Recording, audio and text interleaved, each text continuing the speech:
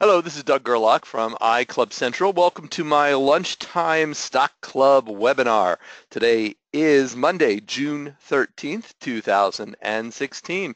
Glad you could join us today to take a look at where the stock market stands year to date, where it might be headed down the pike for the rest of the year, how earnings are stacking up.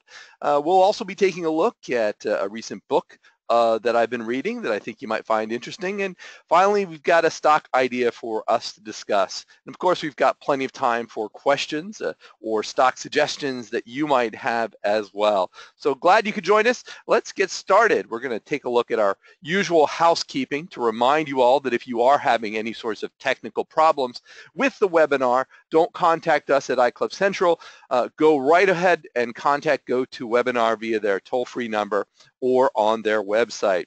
I am speaking now. You should be able to hear me, but if you are having audio problems of any sort, we recommend that you turn off unnecessary programs that might be running in the background on your computer.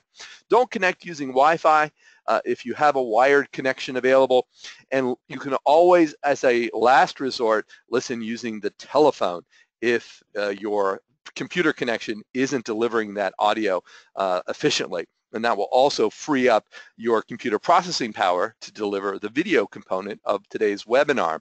Now, you don't need a microphone. In fact, everyone is muted by default. But if you have questions, use the questions box in that GoToWebinar application. It should look something like this. Feel free to type it in at any time. I am monitoring questions, and we'll have some time at the end for open Q&A. The handout for today's presentation is also in that GoToWebinar application. You can click on that and download it to your computer. It's a PDF file, so you should be able to view it, save it, print it, and refer to it later, make notes on it if you would like. And that's standard now for all of our ICLUBcentral webinars. We deliver that handout during the presentation as well as make it available when we archive the videos later. And speaking of archives, our complete schedule is located on iClub.com. While we do meet monthly, there are some months where our webinars are canceled. You can check that entire schedule there, and that will give you all of the details on the upcoming events. We do have our regular 3 webinars a month. Our next Investment Club webinar will be next Tuesday, June 21st. Our next Toolkit 6 webinar will be on Tuesday, July 5th. And then our next meeting of this Lunchtime Stock Club webinar will be on July 11th. So we're continuing through the summer on a fairly regular schedule. You can find out more on Facebook by following ICLUBcentral. You'll get occasional updates there, and that will allow you to keep up to date with the release of the archived webinars and other product news as we make them available. So let's take a look at where we stand. The year is almost half over. I was at the dentist this morning for my semi-annual cleaning and checkup, and the hygienist was commenting that my next appointment would be in December at the end of the year, and how do we get to June? And sure enough, June, halfway through the year. We expected 2016 to be a fairly choppy year based on the economic conditions of most large cap companies heading into the year, and sure enough, that's where we stand. But as of today, the S&P 500 is up about 2.5%, as is the Russell 2000 small cap index, up 2.5%. And those are both down a little bit from the peaks that they reached in the middle of last week. So on this graph, the blue is the S&P 500, the green is the Russell 2000, the small cap index that I like to track, and the red is the Morgan Stanley EFA, the Europe Australasia Far East Index, and that's down about 2.7% from the year, but you can see what a year it's been. Heading into the year, almost immediately the market started to tank until reaching some lows in mid-February. And then slowly, gradually, and inconsistently, it's clawed its way back up into positive territory. And if you look at some of the numbers here, the S&P 500 up about 2.5% year to date. It reached nearly an all-time high last week. Still not back to the peaks that it was in 2015, but if you look at the year-to-date low that was reached in February 8th, the S&P 500 is up 13.8%. So all of those investors who sold in February because the market was performing so terribly and they didn't want to lose any more money, well, they've just missed out on a 4-month run that's delivered a almost 14% return. In the Russell 2000, even more surprisingly, the Russell 2000 is up 22% since it bottomed out in February, on February 11th, and that triggered a small cap bear market because the Russell 2000 had declined more than 20%. So as of last week, it had earned back that 20%. So ending that 4-month small cap bear puts us back into positive territory. We're still down about 9.9%, just under 10% from the all-time high of the Russell 2000 reached in June 2015. But again, if you had been avoiding small cap stocks earlier this year, you probably missed out on some good gains from a lot of those companies. Now in Europe, of course, the IFA down 2.7%. That is up 9.6% from the year-to-date low, again reached back in mid-February, and down about 18% from the high reached in 2014. And of course, Europe and much of the rest of the developed world economies certainly having some difficulty with oil prices, just like we are in the U.S. Of course, right now there is a lot of conjecture in Europe about whether the UK might leave the European Union, and that upcoming vote is approaching, and that caused a little bit of a global sell-off. If you look, interestingly, if you look at the 10-year German Bund, their long-term bond benchmark, the yield on that is about 0.03%. The 10-year Treasury bond here in the U.S. is about 1.6%.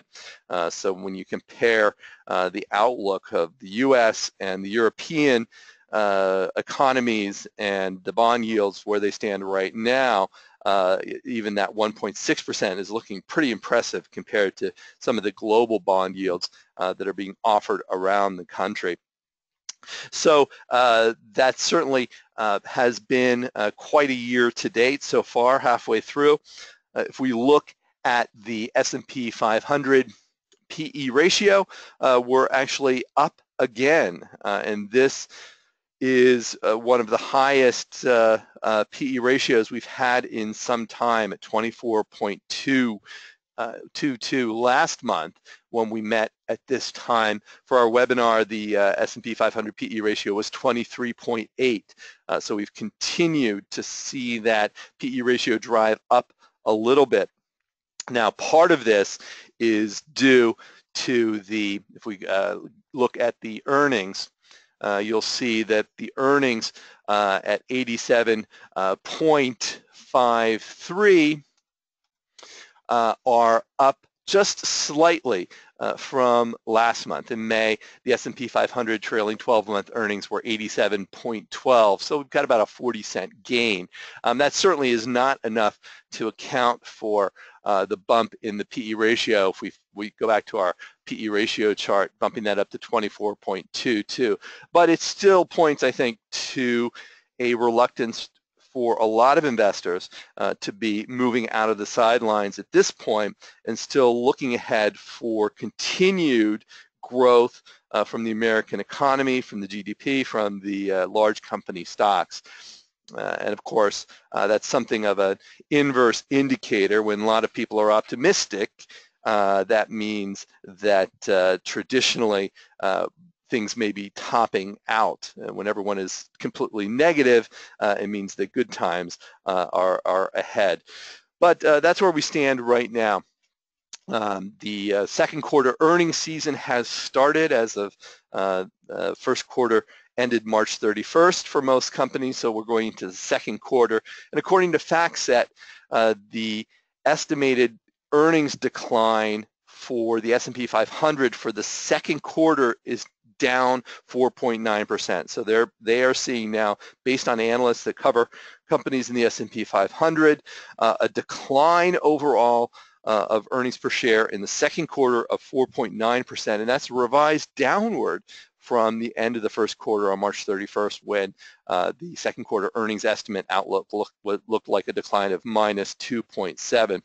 If that happens, it's going to be the first time the index has recorded 5 consecutive quarters of year-over-year declines in earnings since the Q3 2008 to Q3 2009. Of course, energy stocks continue to hold down that energy sector. Oil prices just still at low levels, so they've come back a little bit, but still questions about global outlook, what's happening with the Middle East oil prices. Just not enough to buoy those companies, so they continue to have some pretty terrible results in that energy sector. Looking at the PE ratio for the next 12 months, it's 16.8. That's higher than the 5-year average, 14.6, and the 10-year average, 14.3. So you can see there's a lot of optimism built into the market valuation, even in the face of declining earnings. And then that's part of it, that people are seeing the earnings in the second quarter being weaker, but good times then returning in the third and fourth quarter. And according to FactSet, most analysts are expecting earnings and revenue growth returning in the second half of the year. So the earnings growth rates for the third quarter looking to be at about 1.4%, and then back to 7.6% for the fourth quarter compared to the fourth quarter of last year. And again, so those are the estimates of analysts on average covering companies in the S&P 500. On a revenue basis, looking at 2.2% and 5% revenue growth. Again, those are not big double-digit numbers, but considering that the S&P 500 skews towards mega cap stocks, a 7% growth rate is pretty good, all in all, for many of those companies. Now, one big the kind of wild card in the outlook for the rest of the year is Apple, and analysts are pretty negative about Apple going forward as well, and at least in terms of their earnings power and earnings deliverability for the rest of the year, with no obvious bright spots in their operational plan that might deliver some earnings boost. There's no new hot product or new next generation product that we know of at this point. There is a conference going on in mid-June here where Apple may make some product announcements and deliver some clarity to analysts who are looking at their business model. But that's having an impact as well. Just Apple is such a large company, their results have a big impact on the average. So when we're looking at the full year now, analysts are projecting earnings up about 0.9% on revenue growth of about 1.8% for all companies across all sectors. Gosh, and that's just about where we thought things would end up when we were looking at 2016 from at the end of 2015, looking forward, thinking this is going to be another year of uncertain variable results where things are just not driving upward on a fundamental basis at a rate that's going to deliver a whole lot of profitability to stock investors. Of course, we always look for the individual companies and try to find those opportunities there. But it's always interesting to keep in mind the global and domestic outlook and try to keep in perspective why stocks that we like may have PE ratios that we think are expensive right now, and in the face of an admission by many investors that, yeah, the first couple of quarters are pretty awful, but then things have a good chance of getting better. And if the rest of the market has that expectation, that's going to deliver some needed confidence to a lot of investors, I think, as we head into the year.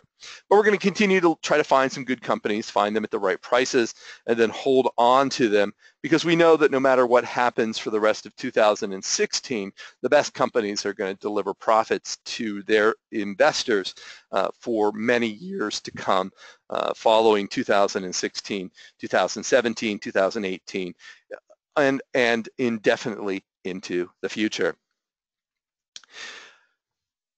I was reading a book that I was tipped off to, or reminded about rather, at the Better Investing National Convention, when Angel McQuaid did a presentation on the Better Investing Book Club, and the book that they presented and discussed was a book about Warren Buffett's partner, Charlie Munger. And this is the vice chairman of Berkshire Hathaway, et cetera. But Charlie is known for his pithy commentary, as is Warren. But he made some comments about following the herd. And I like this quote. He said that crowd folly, the tendency of humans under some circumstances to resemble lemmings, explains much foolish thinking of brilliant men and much foolish behavior. And that certainly can describe any number of different stock markets where very smart people end up doing very ridiculous things, because everyone around them is talking about things in a different direction, in a different perspective. And it has been pointed out, Munger is just like Warren Buffett is a disciple of Benjamin Graham. And Ben Graham once pointed out, it's almost unbelievable that Wall Street never asks how much is the business selling for. They want to talk about how much the stock is selling for. But Warren and Charlie often make comments about the current economic conditions or market indicators. And again, they're just giving some context to other people's behavior. Much the same way as in our Lunchtime Stock Club, I take a look at where the market is today. We take a look at a slice of analyst opinion about the prospects for the rest of the year, but it doesn't drive our behavior. It helps us to understand how the rest of the market is often working. And Charlie is an observer of investor behavior for a very long time in a very, very smart way. Likens much of that behavior to foolishness, foolish thinking, foolish behavior, while still acknowledging that people can be smart in other ways. A lot of that has to do with the cognitive wiring of our brains that causes us to react in certain ways when we're presented with financial decision making. But it's always good to try to acknowledge our own foolish behavior, the mistakes that we've made, and try to learn from those mistakes as we go forward. Of course, at ICLUBcentral, we are all about the long term and thinking ahead. And we acknowledge that looking at the short term and thinking about the short term doesn't lead to superior long-term results for stock investors. It just gives us a point of reference on which we can base our decisions and give us a little bit of additional comfort, perhaps, that even when times are tough, the better times are sure to arrive somewhere around the corner. So I mentioned I'm reading the book Charlie Munger, The Complete Investor by Tren Griffin, and you see the cover there, published by the Columbia Business School. And it's a collection of comments that Charlie has made over the course of the year in interviews, the course of the years, many years that he's been involved in the stock market, speeches, writings that he's made, the shareholder letters that Berkshire Hathaway has published, interviews that he's given on an infrequent basis. So the book collects all of this, the words of wisdom from Charlie, and pairs it with commentary from other investors and investment professionals and historians. And this helps to lay out Munger's investment strategy. The key of this is his elementary worldly wisdom, which is described in the book as a set of interdisciplinary mental models involving economics, business, psychology, ethics, and management. And those mental models are meant to help us keep the emotional side out of investing so that we can focus on the facts and avoid the common pitfalls of bad judgment. And Charlie, as is Warren Buffett, is a Ben Graham value investing stylist at core, although there are certainly other elements that come in there. And this book makes the case that that the principles are straightforward enough that anyone can apply them to the stock market. When we read, it's fascinating to read Warren Buffett, read about Warren Buffett, to read his shareholder letters, to follow what he does. But it's very difficult, I think, to be a Warren Buffett style investor because of Warren's unique skills and abilities and his ability to read financial statements at a level that is not always intuitively easy for average investors. But I think there's a lot of great information and a reminder that you can be successful when you open up this book about Charlie Munger. So I think it's definitely worthwhile checking it out if you have a chance, and that would be something that put on your Father's Day list, perhaps, and might be a book that you can pick up at Amazon or Barnes & Noble as well.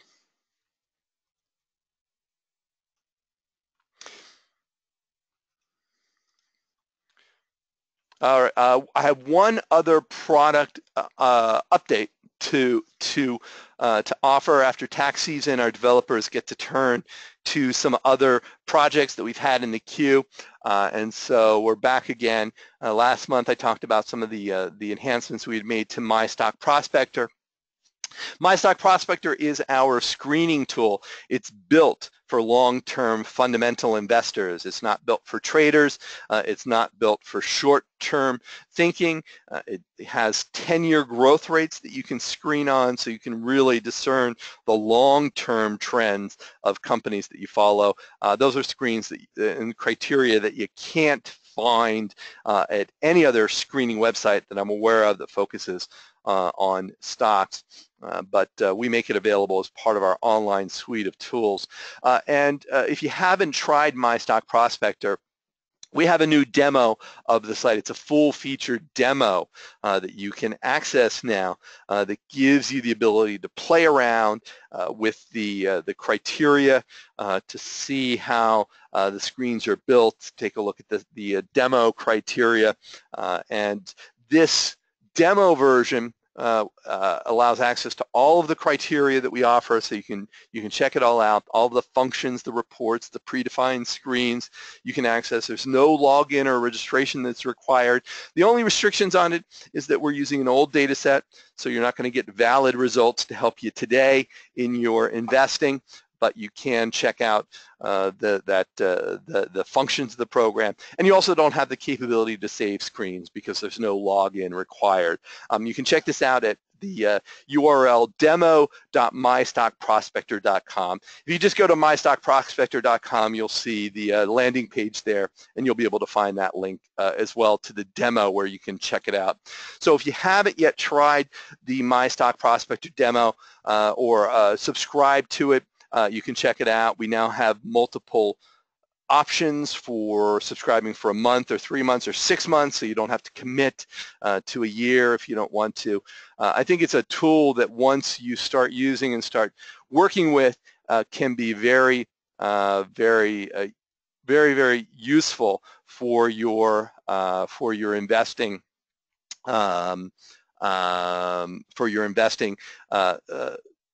searches to find companies to study there. All right, so give me a second here. I just noticed that I have a little problem with my slides, so I want to bring in a company to study, a company to take a look at.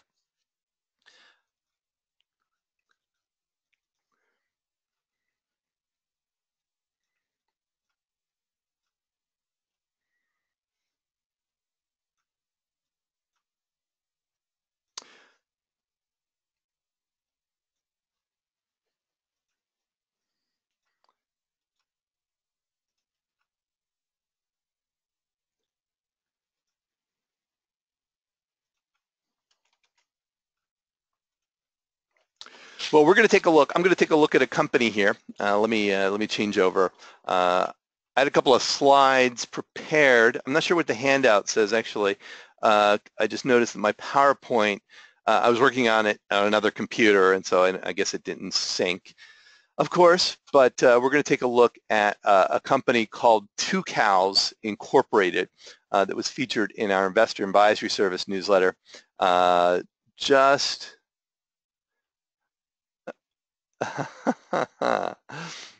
Okay, just last month. Let me load up the. I have the data file right here, so and we can talk through it. We'll just talk through it in Toolkit as opposed to in the slides. But Two Cows, ticker is TCX. All right, and here is the graph. So you can see some pretty steady sales growth over the last few years. It's averaged about 11%. It's been pretty consistent. Still a very small company at $172 million in sales last year. A good track record of profitability, a little bit of inconsistency as you would expect from a smaller company, and some increased profitability, if you'll notice, in the 2014 to 2015 period. You notice this steep uptick in earnings and pre-tax profit in that 2014-2015 year. We'll talk about that in a minute as well. Two Cows started in 1993, and the name is actually an acronym for the Ultimate Collection of WinSock Software, TUCOWS. WinSock, it was the mechanism that allowed early computers to dial up an internet provider or a bulletin board, so it provided that dial-up function. So Two Cows was a website where you could download freeware and shareware programs that would run on your computer and that were often online enabled and allowed you to do things. So this is again in the early years of the internet as it was becoming popular. And then it became a leading website where you could download programs and check them out, see how they were working. The company was acquired by an ISP in 1995 and became one of the first companies to offer domain name registrations after the monopoly of ICANN was dissolved in 1999. So then the firm expanded by becoming a wholesale domain names reseller, and they've added other services like personalized domain names and email. They also have a wireless service that they resell called Ting. They use network support from major carriers, including Sprint. So they are selling internet services, internet data, wireless network services. Now, a big part of their business is the domain service, which accounts for about 64% of sales last year, and the network access services accounted for about the remaining 35-36%. That network access service division that markets retail mobile phones and services grew 73% last year. So even though it's 35% of the company's business, it grew 73%. And that segment of the business has a much higher margin than the domain services. Domain names are that part of the business is very, very competitive, so there's not a lot of margins there. So if you look at the pre-tax profit margins here for the company, the network services margins are closer to 45% on a gross margin basis, while the gross margins for the domain services are in the mid to high 20s. So the pre-tax margins have jumped up as that smaller division, the network services, has accounted for more and more of the growth. And that's one of the reasons why our analysts are projecting 14% growth on 11% sales growth over the next 5 years. So that gives us the opportunity to see a little bit of margin expansion contributing to the bottom line. If we flip back over here, you can see that 11% and 14% growth there within expectation that earnings will get to about $2.27 on $300 million in revenue in 5 years. Now, as a much smaller company, it's of course got a thinner float. It's got a little bit of added volatility compared to some bigger companies, but based on the current price of $24.50, and it was $23.90 or so when the issue was published. PE ratio was 20, and again, we're expecting that PE ratio to continue to contract. It's been as high as 39, coming down to 32 last year, down to 20 today, and also some contraction on the low PE side. But we still think that it could support a PE of up to 25, which would get the company to 56.80 in 5 years. And that's good enough for a total return of about 18%. There's no dividend. The downside at 17.7 represents a 5-to-1, just about a 5-to-1 upside downside ratio. So even with the growth kind of pretty moderate, and even with the valuation PE ratios contracting, still seems to be some upside here. This is a company that I had been tracking for our small cap informer, but the IES analyst jumped on it first. So they are the ones who have selected this company. There's some other small drivers of potential future growth. This mobile service obviously has the opportunity to deliver some additional business. The domain names are going to continue to be competitive, that domain name registration service, but they have made some smaller acquisitions there. And they're also rolling out fiber-based high-speed internet access in a couple of cities around the country: Holly Springs, North Carolina, Westminster, Virginia, Westminster, Maryland, and Charlottesville, Virginia. So that's requiring some capital expenditures, $15 to $20 million this year, the company says, but they're going to break even on it on a profitability basis in 2017, and growth after that. So internet speeds and bandwidth becoming increasingly a battleground for cable companies and internet providers as customers are flocking to Netflix and other streaming video services. It's important to have that high-speed access in your home. So it provides an opportunity for companies like Tucow potentially to be a player in that market. So that's kind of an interesting component to the Tucow story that could produce some additional uplift as the company goes forward. So those are that's a stock to take a look at. I looked at, actually I'll show you, I had a graph. I'll go ahead back over to our Equity Research Service website and log in here, and we'll look at the technicals. Our ERS website allows you to look at comparison graphs and a lot of other interesting information there. But we'll look at Tucow's because I like this the technicals section, because you don't have to know about chart patterns. We show you the 52-week or the 52-week price with the 50 and 200-day moving average, and as we come down, we give you the trends. Are they up? Are they down? Are the indicators neutral? Do they say buy, say sell?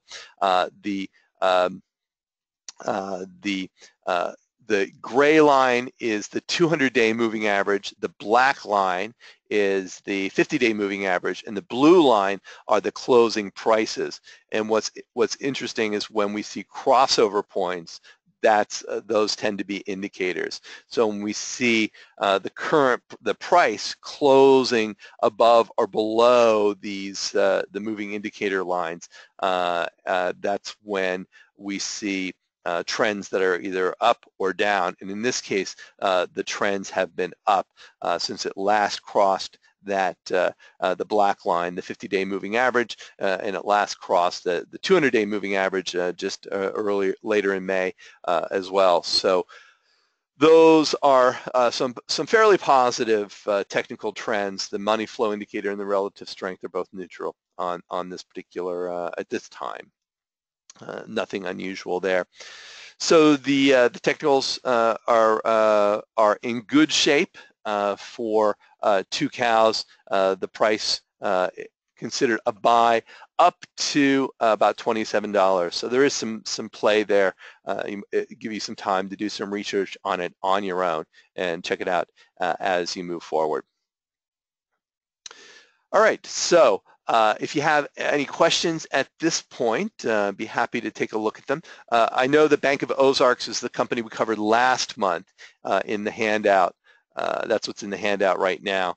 But I just covered the material that I had included in the earlier presentation that I think is probably just hasn't synced on my other computer.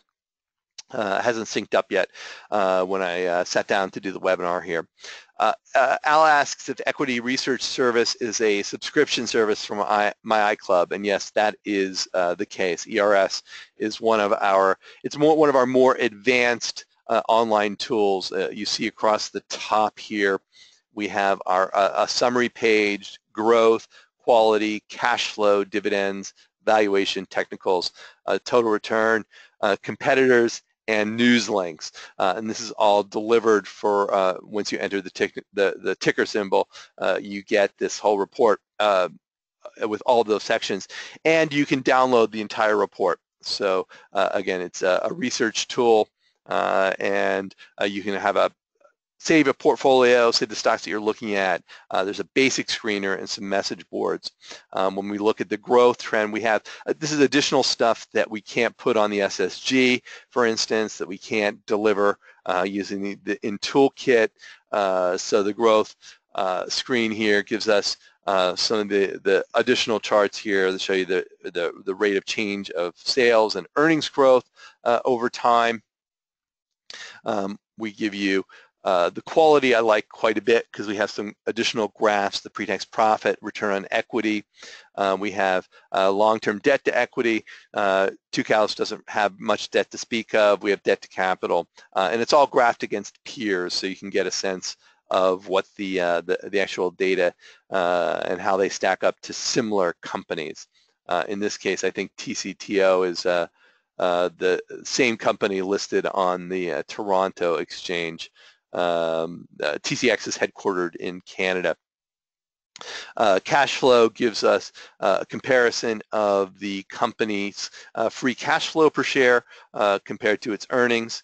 So there, the green is the free cash flow, blue is earnings. So they're moving in the same direction, which is a good sign. Valuation, technicals, returns. So and then down below, as you see, we have some cash flow warnings when they exist, and other cash flow ratios as they check out there. But again, I like quickly just to run over to the technicals chart. It's just a real quick and easy way to check some of the most popular technical indicators and get a good English description of why the trend is the way that it is, or why the signal is a buy, sell, or hold signal at the current valuation there.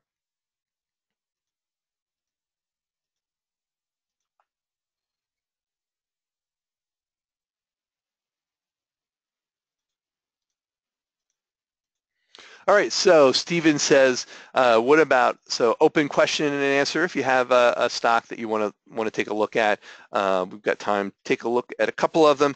One is NNA. So Navios Maritime. So 300 and I'm not familiar with this company, $313 million of revenues last year. Looks like they've had they've finally entered profitability. Company, we have a history, public history starting 2008. So we see a lot of profitability coming forward at this point. I'm going to just knock off some years here so I can kind of get a sense of the sales growth.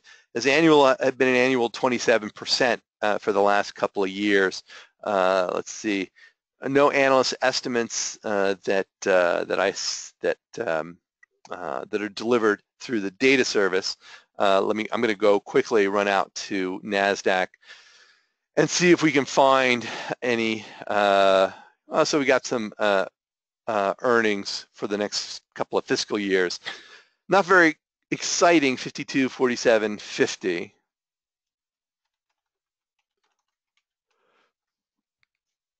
Which is not really going in the right direction. Maybe that 2015 was sort of a peak, but that's doesn't give me that warm fuzzy feeling that I like. There are three analysts making estimates for this current fiscal year, ranging from 51 to 54. So not a big variation next year. Two analysts estimates between 44 and 50. And one analyst going out 3 years with a 50-cent for 2018. So I'll real quick, margin, yeah, has taken off, but they're coming from a position of weakness. So it's hard to tell if this 28 is is the new normal going forward, or if that is an outlier because of some one-time event. Obviously, a lot of debt, capital intensive, I would imagine, if they're in the maritime business. Shipping imports, yep. So I would compare this to Navigator Holdings, NVGS, which is one of the stocks that we cover in our small cap informer. And you could definitely use those as a challenge and kind of compare some of the business. Same industry, I'm not sure if they're in the same specific business there. So I would have concerns just on a fundamental basis. This is not a stock that I would get excited about. It might be a little speculative. It might be something that you take a look at. PE ratio, yeah, at 3 right now. That seems to indicate that investors are not considering last year's results to be moving forward at the same rate that they're kind of expecting this to be kind of a one-time event. That would be my down and dirty interpretation there.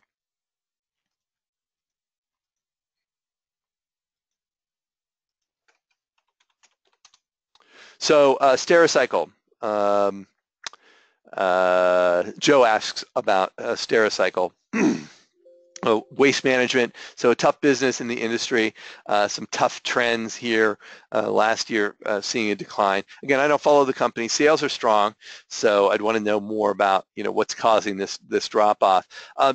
Earnings growth has been pretty consistent over the last decade before this drop off in 2015. So if we thought that, I'll just plug in 13% sales and earnings growth. And again, if we think that this is an outlier, but that quarter there is also down, that fourth quarter, the first quarter is also declined. The first quarter of the 2016 year is also down. So that doesn't give me a warm and fuzzy as well. Margin trend, yeah, we see this kind of a consistent margins heading down for a couple of years now. So tough business I expect to be in. PE ratio is not cheap at $34 right now. So this is not looking like, unless you had some really aggressive, optimistic forecasts for it, things look a little overextended from my quick take on it right now. So the questions I want to know are, what happened in 2015 that caused earnings to be down? If that's an outlier, and if we expect the 2016 results, oops, let me start that from the end of the trend line. We expect the 2016 results to include a rebound, then that changes everything. Then we get to almost $9 in earnings, right? Because we're expecting, if the hypothesis is that we expect earnings to do this and then to do this and then to move forward at the new normal at the 13% or an extended growth rate, that gets us to a completely different place on the investing return scale. And from there, then we are in the buy zone.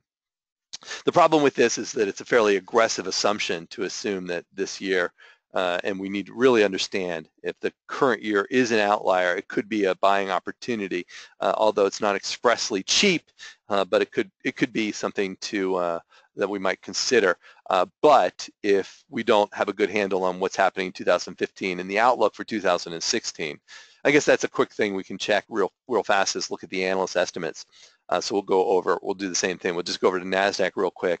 492, 562, 617. Let me just pop those in here.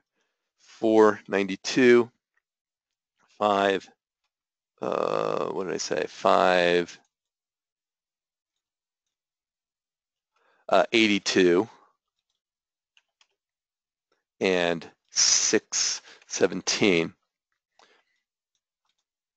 So, yeah. So from that perspective, my take is that analysts are looking at this 2015 year as an outlier, so we should strike it out, and then we have our new results, pretty close. Then for the next couple of years, analysts are looking at growth about at that same trend line, and that is that would kind of give weight to my theory that 2015 is a down year. Again, look it up, figure out what's going on there, and then that puts it into the buy range, although buying a mid-cap stock at a PE ratio of 35 is pretty pricey, and current price is $100. So, but this is saying you could buy up to 109. So it could be a time to initiate a position if that was your belief. Debt load. Again, want to understand it, fairly capital-intensive business, so debt's been pretty consistent. Why did the debt go up?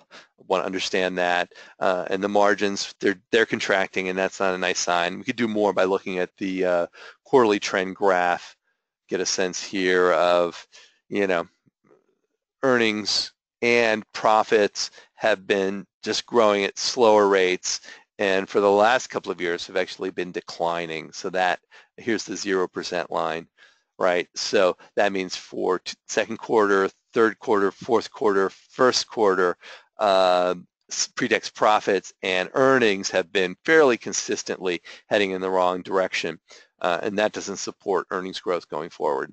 So this is one you'd want to be careful with, I think.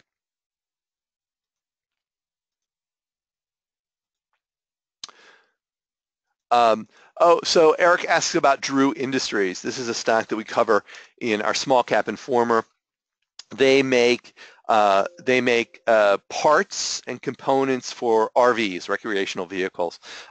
They have been bucking the trend. Usually during uncertain economic times, people don't spend money on RVs. RVs are kind of a big ticket luxury item, but they have been very smart in making a bunch of acquisitions of different types of components, which allows them to increase their footprint in RV vehicles, right? Because if you're a maker of RVs, you can be buying components from one seller. It just simplifies things, and if they can offer a wider catalog, that helps.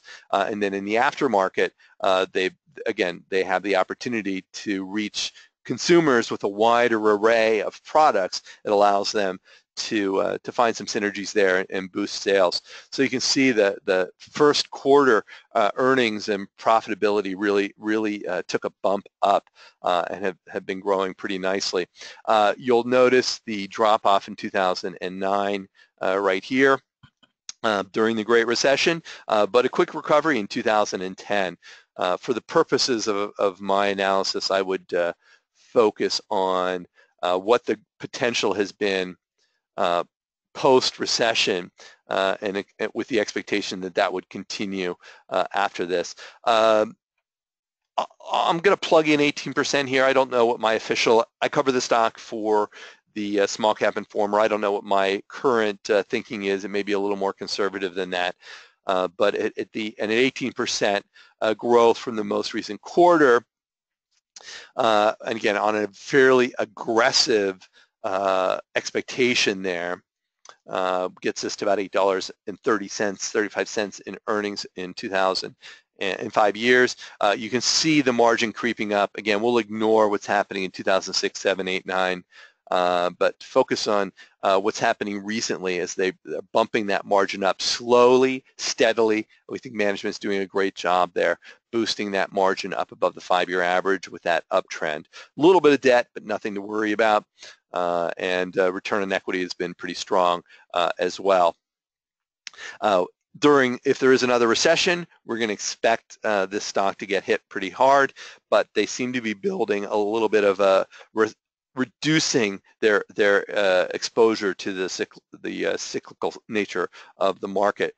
You can see their PE ratios have ranged from on the high side 20 to 21 is pretty typical. On the low side, 13 to 15 has been pretty common. So not a big valuation range there. Current PE ratio at 21 is at the high end, but it's not excessively high. It's just high relative to where they've been in the past. If we'll knock this down to 20 for the sake of argument, and we'll knock that down to 13 for the sake of argument. And so that gets us, we'll use the trailing 12-month earnings, that gets us to, from the current price of 79, just under the buy zone, 2.8 to 1 upside downside. I'd be a buyer up to $77. So we're very close. I would love it to be cheaper, and then I could load up on it. But I think it's a very well-run company, and we've been pleased with the results since we started covering it in the small cap informer. $1.4 billion in sales. So they've got quite a lot of potential, we think, tapped into the company there. All right, a couple more real quickly. Let's see what we got here. FLO. Stephen asks about FLO. Oh.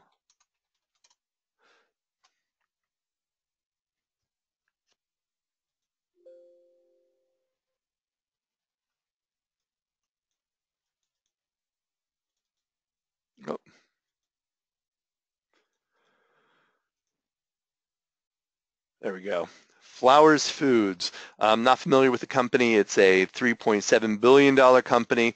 Earnings up 14% in the fourth quarter of 2015. Sales were flat, essentially. Analysts looking at growth of about 8%, 8.5% going forward. If you take out 2013, it looked like a little run up there, but the trend has been pretty consistent, 8 to 9% growth over time. So slower growing company for a mid-size. Profitability, a little whipsaw action there. At 8.6 looks like it might be out of range. If you take that, as an outlier, perhaps they have been building up again. Look like something. Oh, so this is maybe during the recession they got tackled. Packaged foods. So I don't know what their specialty is. Current PE is 20, so that's pretty cheap. That's on the low end of where they've been in the last couple of years. You see their low PE in the last 2 years was at 21, so now they're down at 20. They've been as low as 17.6 in the last 52 weeks. So in the count year to date. So 8% growth, though, it's hard for me to justify a 25 PE when you're growing at 8%. Although in the food industry, it's not uncommon for stocks to have a slightly higher valuation range to the growth rate. But I would bump that down to 18 and maybe 13, 12.5, 13. Which again, this is just back of the envelope kind of stuff. So it's hard to see the downside here. Even at $14, where is the upside going to be? It's hard to justify a PE of 25 or 30 if we're expecting 8% or 9% or 10% growth. So it just doesn't get us very, very far from the current price of $18.50 up to $23.40. So not a stock that excites me based on those particular items there.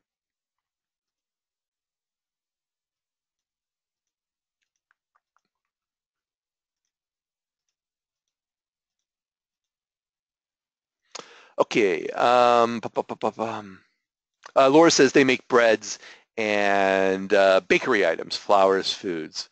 So thanks for that, Laura. All right, two more, real quick. AHS, AMN Healthcare Services, $1.4 million. A lot of not a pretty SSG. Don't expect them to be. I wouldn't expect them to be cyclical, subject to the recession. But we do see it 2009, 2010. Apparently, they had some lost years there. Analysts not expecting much more than 4 or 5% growth. So kind of tough. Let's say 5% growth from now. It just doesn't get us very far to justify where the purchase is going to be. Margins expanding, so that might be a good sign of things to come. Definitely want to understand what's going on in 2010, 2011 with the fall off. PE of 20 currently. Certainly won't be seeing those high PEs of 84 or 34 again. 20 is pretty reasonable. The range has been between 10 and 30 the last couple of years. So on the low side, I would say we'll just go with 12. On the high side, again, there's no way we're going to get to a PE of 25 on 5% growth, but maybe there's some margin expansion there. So again, we just doesn't get us very close. Gets us close, but not too close to a buy for that particular company, AHS. So sorry about that. Tractor Supply Company. It's covered in our in the investor advisory service. And again, good trends here. Home Depot and Lowe's have suffered. Tractor Supply has a good overlap with a lot of the stuff that people buy at Lowe's and Home Depot, but they have a smaller footprint store, which means they are in smaller communities or communities that don't support the larger big box home stores, and a lot more of the rural areas. Tractor Supply, as you would imagine from its name, has a stronghold there. Note that even though they're specialty retail, this is cyclical, but they're not a very cyclical company. Little downturn during the recession, but mostly up. You know, people buy pet foods and supplies, gardening, and that stuff is not something you cut back on when times are tough. Sales have been very consistent, $6.3 billion in sales currently, and at 9%, well, you know what, I would go 11% sales, and you see analysts looking at 16% sales growth rate. I see a little bit of a slowdown there, but let's say 14% for now. And even that looks a little aggressive to me. But that's a pretty respectable margin expansion there. It doesn't look like much on this graph, but that's actually a pretty nice expansion of the pre-tax profit margins based on the strength of what they're doing. Not much debt that we have to worry about. Current PE of 30 just reflects a lot of confidence in this particular company. Look how low the low PE hasn't gotten below $15, and last year the low PE was 24.8 and the high was 32. So again, I don't like projecting a PE ratio of 28. I would say 25 and 15. See where that takes me. Yeah, some of these low prices, 46 maybe very low. I might use the PVQ price of 62, and that gets us into the hold zone with a buy up to $86, and it's at 92 right now. So not too far out if you were a little, but it would be hard for me to justify being more aggressive on the buy side. Expecting a PE of 25, I think, is pretty rich based on the growth rate that I think this is just going to slow down. This is probably a good example. Sales growth looks really consistent here. If you look at the historical growth chart, you can see the green sales growth has been slowing just ever so much on a fairly regular basis over the last 6 years for sure. And that earnings growth has come down as well to 12-13% in the last year, which kind of gets me to my 14%, a little aggressive or a little bit at the high end of an earnings range, and you have to wonder where analysts are coming up with 16%, unless they're really expecting some continued margin expansion, how the company's going to get there. But high quality company, definitely look at this graph. It's just great. One to put on your watch list. And if you have the opportunity to buy it at a lower price, it's probably one worth considering there. All right, we'll do one more. Al asks about Tableau and Commvault. Commvault, the last time I looked at Commvault, the P/E ratio was off the charts. So we'll take a look at Tableau, ticker DATA, data. There we go. Good sales growth, $650 million in sales last year. Earnings fell off in 2015. Want to know more? Maybe there's some non-GAAP results that will give us a better sense of what the company is doing. But it makes it really hard to make an earnings projection for the company. Analysts, it says, looking at, well, let's say 20%. And we have to project that from the trend line. And that gets us to earnings of a quarter in 5 years on $2 billion of sales. And they lost $1.17 last year, so that's quite a lot. Margins, that's just a really terrible trend. That's not at all what we want to see, that margin just declining like that. Current P/E ratio is 0 because they're in a loss state.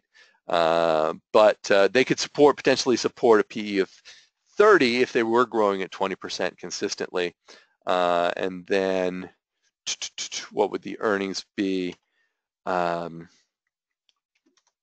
say I'm going to plug in 10 cents there, kind of the average of 2 and 3 years ago for the downside price, which gets, which is just, So this one is all over the map, but not even something that is being driven by fundamentals, so not something that I would take a look at. Commvault, as I mentioned last time I looked at it, I think I like the history of the company, the historical trends, but I think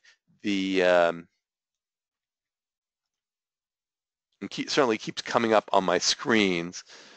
And that's why. But last 2 years, that fall off in earnings and sales, earnings and profits rather, sales kind of, sales, you can just make out a decline in sales from 2014 to 2015. But this is enough to disqualify it from consideration. It's 600 million in sales. It's been a candidate or a company that I've looked at for the small cap informer, but I can't justify a graph that looks like this looks like a table really, with a mountain rather than a upward slope, and the P/E ratios are just all over the map. So this is not something that meets my standards of quality, so I'm not even wouldn't even take a look at it. All right, well, we're going to wrap it up now. I want to thank you all for coming and remind you I've got a couple of events coming up in June. This weekend, I'll be at the Northeast Ohio chapter of Better Investing outside of Cleveland, looking at the Money Show in San Francisco. I'll be at the Heart of Oklahoma chapter, EduFest, in Oklahoma City in August. And then if you're in Texas or the Southwest, the Money Show is coming to Dallas for the first time on October 20th and 21st, a 2-day Money Show there. So looking forward to coming out to Dallas. Haven't been there in a number of years, but would look forward to meeting all of you there. So thanks again for joining us today. We'll look forward to seeing you next month. I hope you're enjoying your summertime. Take a vacation, let your profits ride, and we'll sell when needed. Take care of that portfolio and use sunscreen outside when you're in the lawn during these hot summer months. All right, we'll see you next time. Thanks a lot.